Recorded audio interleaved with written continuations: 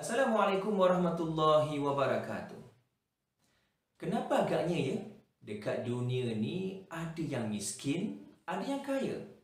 Ada yang pandai, ada yang sebaliknya.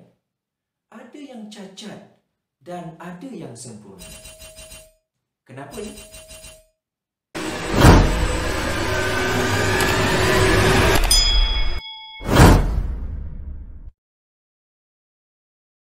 Kembali bersama Ujang untuk kita membincangkan tajuk beriman kepada qada dan qadar.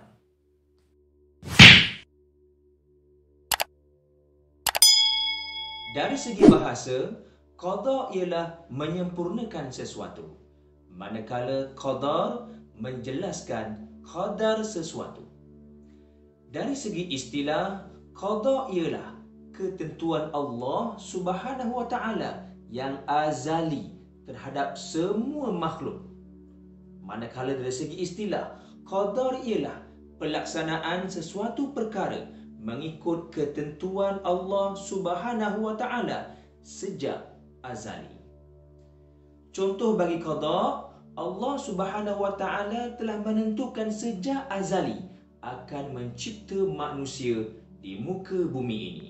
Manakala contoh bagi qadar, Allah Subhanahu wa taala menciptakan manusia yang telah mendiami muka bumi ini.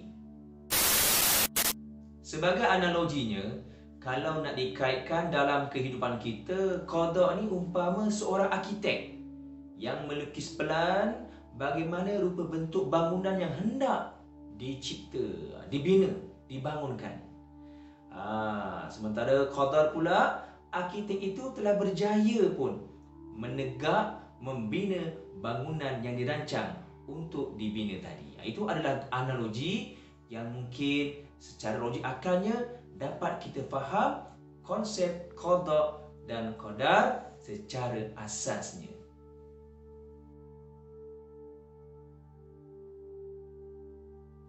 Maksud beriman kepada qada dan qadar ialah: pertama, meyakini bahawa Allah Subhanahu wa taala yang menentukan setiap perkara yang berlaku kepada makhluk dengan ilmu dan kehendaknya, iaitu dengan sifat iradahnya. Dua, meyakini bahawa Allah Subhanahu wa taala melaksanakan ketentuan tersebut mengikut ketetapannya. Tiga, meyakini bahawa semua perkara tertakluk kepada kehendak dan kekuasaan Allah Subhanahu wa taala, sama ada yang baik atau yang buruk. Dan yang keempat, yakin bahawa semua ketentuan Allah Subhanahu wa taala mempunyai hikmah terhadap hamba-Nya. Justru itu, kita sebagai hamba-Nya perlu berasa redha dan menerima segala ketentuan Allah, kerana di situ pasti ada hikmahnya.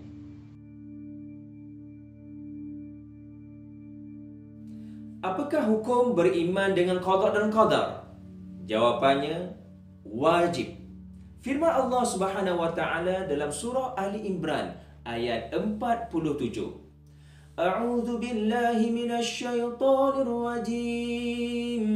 Idza qada amran fa innama yaqulu lahu kun fayakun. Maksudnya, apabila dia berkehendak melaksanakan sesuatu perkara, maka dia hanyalah berfirman kepadanya, jadilah engkau, lalu jadilah ia. Firman Allah Subhanahu wa taala dalam surah Al-Qamar ayat 49. A'udzu billahi minasy syaithanir rajim. Inna kulla syai'in khalaqnahu biqadar. Maksudnya, sesungguhnya kami menciptakan tiap-tiap sesuatu menurut takdir, iaitu ketentuan yang telah ditentukannya. Dari segi dalil akli, iaitu logik akal, terdapat banyak perkara ketentuan Allah yang berlaku di luar kawalan kita sebagai manusia. Antara contohnya, turunnya hujan, berlakunya gempa bumi, ribut taufan, tsunami, dan juga berlakunya kemalangan jalan raya. Kita memanglah dah cuba mematuhi undang-undang jalan raya seberapa daya upaya yang boleh. Tapi kadang-kadang bukan kita yang langgar orang, orang yang langgar kita. Itulah namanya qada dan qadar. Dan yang terkini, pandemik COVID-19. Siapa sangka virus yang pada asalnya berlaku hanya di negara China, tapi akhirnya memberi kesan kepada seluruh negara di dunia ini, termasuklah Malaysia. Inilah yang dinamakan qada dan qadar dari Allah Subhanahu wa taala.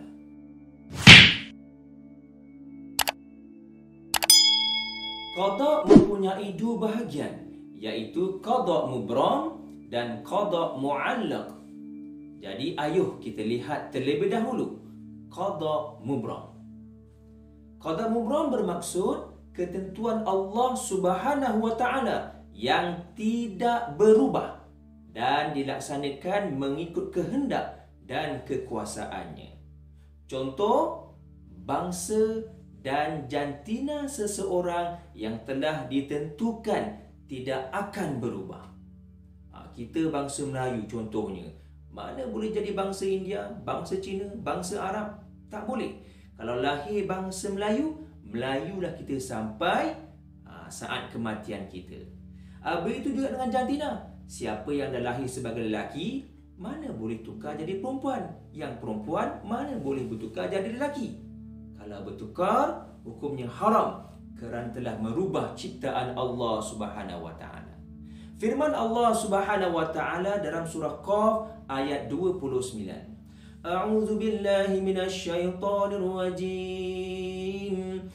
Ma yubaddalul qawlu ladayya wa ma ana bizallamin lil 'abid. Maksudnya, keputusanku itu tidak dapat diubah dan aku tidak sekali-kali berlaku zalim kepada hamba-hambaku.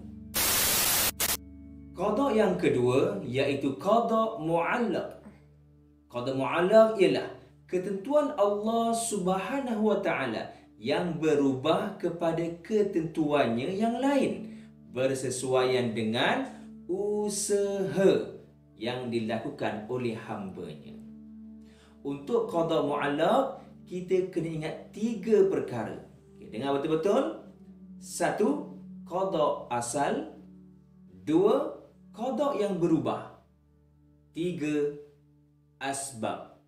Okey, contohnya, qada asal, seseorang itu sakit. Qada yang berubah, sembuh dari sakit. Asbabnya apa? Berdoa atau usahanya mendapatkan rawatan bagi sakit yang dialaminya. Contoh lain, qada asal iaitu seorang pelajar yang pencapaiannya dalam peperiksaan sederhana. Qada yang berubah, akhirnya pencapaiannya cemerlang. Asbabnya apa? Usaha, iaitu belajar dengan bersungguh-sungguh. Contoh lainlah, kalau kita lihat sempena PKP ni, siapa yang tak kenal dengan Sugu Pavitra? Kan? YouTuber yang berjaya sempena PKP ni. Okey, qada asalnya kehidupan mereka suami isteri sederhana. Suami bekerja di ladang estet. Qada yang berubah, akhirnya kehidupan mereka menjadi lebih baik, lebih senang berbanding dahulu. Apa asbabnya? Sebab usaha mereka suami dan isteri berkongsi resipi masakan kepada khalayak ramai yang akhirnya telah merubah kehidupan mereka. Itulah dia contoh bagi qada muallaq. Firman Allah Subhanahu wa taala dalam surah Ar-Ra'd ayat 38 hingga 39. A'udzu billahi minasy syaithanir rajim. Likulli ajalin kitab yamhullahu ma yasha'u wa yuthbitu wa 'indahu ummul kitab. Maksudnya, tiap-tiap satu tempoh ada baginya hukum yang telah ditentukan. Allah menghapuskan apa-apa jua yang dikehendakinya dan menetapkan apa-apa jua yang dikehendakinya. dan pada sisinya Ummul Kitab, iaitu Lauh Mahfuz. Alhamdulillah, kita telah pun membincangkan mengenai konsep qada dan qadar. Tetapi tahukah anda, kita sebagai manusia hendaklah sentiasa berusaha dan terus berusaha untuk mencapai segala ganjaran dan nikmat yang dijanjikan oleh Allah Subhanahu wa taala. Dan selepas itu barulah kita bertawakal kepadanya. Firman Allah Subhanahu wa taala dalam surah Ali Imran ayat 159. A'udzu billahi minasy syaithanir rajim. Fa idza 'azamta fatawakkal 'ala Allah. Innallaha yuhibbul mutawakkilin. Maksudnya, maka apabila engkau telah berazam, maka bertawakallah kepada Allah. Sesungguhnya Allah mengasihi orang yang bertawakal kepadanya. Apakah maksud usaha? Usaha ialah menggunakan seluruh kemampuan yang diberikan oleh Allah Subhanahu wa taala kepada kita untuk mencapai sesuatu maksud. Tawakal pula apakah dia? Tawakal ialah menyerahkan sesuatu perkara kepada Allah Subhanahu wa taala dan yakin bahawa hanya Allah Subhanahu wa taala yang menentukan keberhasilan perkara tersebut setelah kita berusaha dengan bersungguh-sungguh. Dalam hal ini, para sahabat Rasulullah sallallahu alaihi wasallam pernah bertanya kepada baginda. Soalannya, adakah kami hanya bergantung kepada ketentuan kami dan kami tidak beramal? Rasulullah sallallahu alaihi wasallam menjawab, "I'malu fa kullun muyassarun lima khuliqalah." Riwayat Al-Bukhari. Maksudnya, beramallah kerana setiap orang dipermudah untuk mencapai matlamat penciptaannya.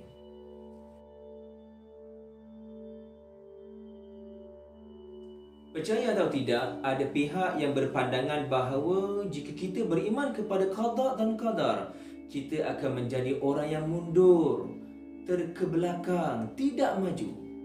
Pandangan ini bagi Ujang adalah pandangan yang salah, dangkal, sempit, kerana mereka tidak memahami konsep sebenar qada dan qadar.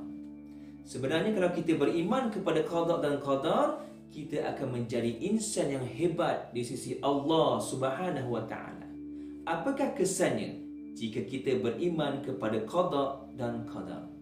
Yang pertama, kita akan terhindar daripada melakukan perbuatan syirik kepada Allah Subhanahu wa taala kerana yakin bahawa setiap yang berlaku adalah dari Allah Subhanahu wa taala. Yang kedua, kita akan menjadi seorang manusia yang tekun beribadah kepada Allah kerana sentiasa mengharapkan rahmat dan keampunan darinya.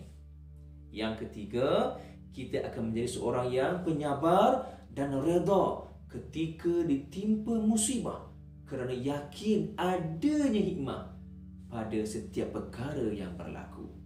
Yang keempat, kita akan menjadi manusia yang bersyukur atas segala nikmat kurniaan Allah Subhanahu wa taala kerana yakin bahawa apa-apa yang telah ditetapkan oleh Allah adalah yang terbaik buat diri kita.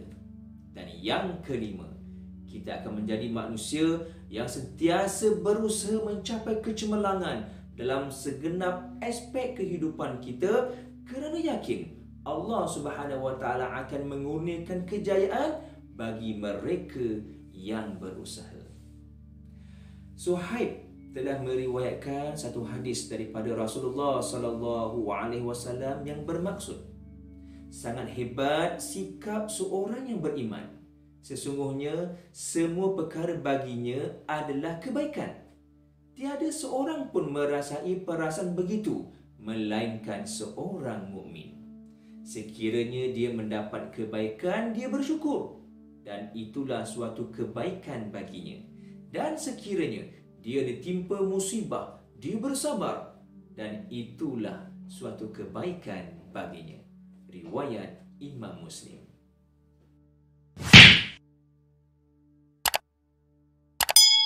Sebagai kesimpulannya, kita wajib beriman dengan qada dan qadar Allah Subhanahu wa taala dan menerima segala ketentuan yang telah ditetapkan olehnya. Ada kalanya kita mungkin suka sesuatu perkara, tapi bagi Allah itu bukan yang terbaik buat diri kita.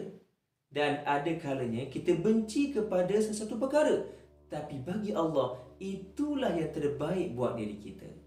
Firman Allah Subhanahu wa taala dalam surah Al-Baqarah ayat 216. A'udzu billahi minasy syaithanir rajim. Wa 'asa an takrahu syai'an wa huwa khairul lakum wa 'asa an tuhibbu syai'an wa huwa syarrul lakum. Wallahu ya'lamu wa antum la ta'lamun. Maksudnya, boleh jadi kamu membenci sesuatu padahal ia amat baik bagimu, dan boleh jadi pula kamu menyukai sesuatu padahal ia amat buruk bagimu. Allah mengetahui sedang kamu tidak mengetahui. Untuk itu, malah kita bersama-sama menjadi hamba Allah yang sentiasa redha, sentiasa bersyukur, sentiasa berusaha dan bertawakal hanya padanya. Renungkan dan selamat beramal. Sekian dari Ujang. Assalamualaikum warahmatullahi wabarakatuh.